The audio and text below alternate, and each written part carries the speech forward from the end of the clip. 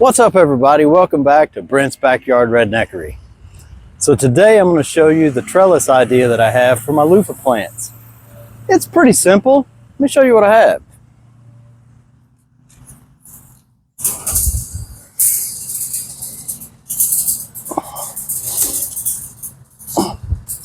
All right. Cattle panels. Easy way to make a trellis. And I'm going to show you how I'm going to do that. So get ready. I'll tell you what you need to do. All right, as you can see here, I've got my luffa plants in the ground, and they're spread right at 3 feet apart. That way they're not too much into crossing over into each other and cluttering things up worse than they're already going to. But I'm going to show you how I set up this trellis. It's pretty simple, really. We're going to use some metal zip ties, some garden stakes, pop it together and start these things up the trellis. So let's get into it. So really the first thing I want to do is I've got these metal zip ties that I got off of Amazon. I used them before to put up some fencing and they seem to work pretty decently. But what I'll do first is I'm going to line this up. And what I'll do is take my metal zip tie and run it around here. I'm not going to get these fully tight yet because I want to give it some flexibility whenever I get it over there and put into place. So I'm going to take those and I'm going to put them all the way down through here, and whenever I'm ready, I'll cinch this up nice and tight. That way it doesn't fall apart.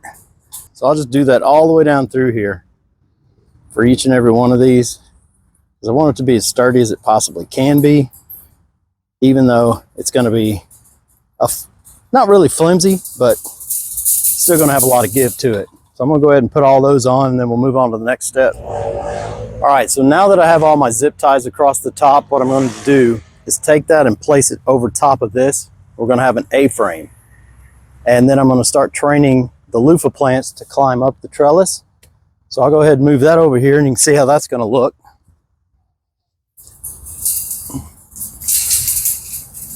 And having those zip ties at the top helps me keep this thing kind of together so it doesn't flop around quite as much. Get off me, bug. And then I can take these and move them back out here to where I want them to be on my plants.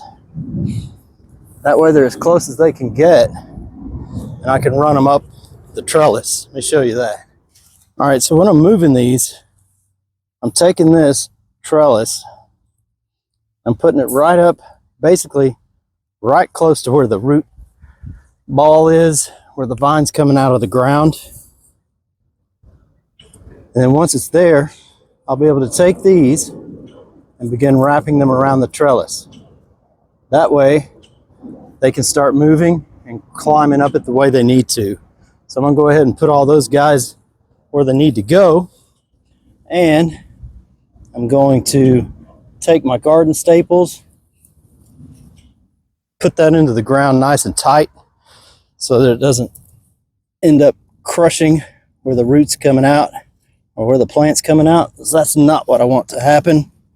So I better do that first. I'm taking these garden staples, just these normal staples here, placing them right there to hold this thing in place.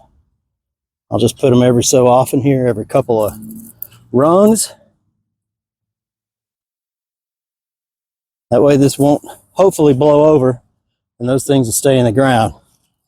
So I'm going to get all those in and then start working on getting my plants to go up and start wrapping around just like so. And once they start getting their climbing pattern, they'll be able to just keep going up, and I'll come out every couple, 3 or 4 days and make sure that they're climbing up the way I want them to go. All right, so I've got all of my staples in the ground holding this in place. Seems to be holding pretty well. Started my plants, binding them up, and I've got my zip ties here as they're getting tighter. So as you can see how that looks. All right, so the product's finished. I got to clip these off, but let's see how well this thing holds in place.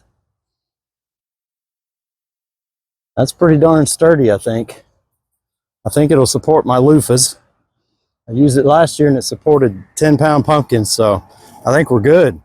All right, that wraps up another episode of Brent's Backyard Redneckery. If you guys learned something, make sure to give me a thumbs up. Share this video with your friends. Come back next time. I'll tell you what you need to do. Y'all have a good one.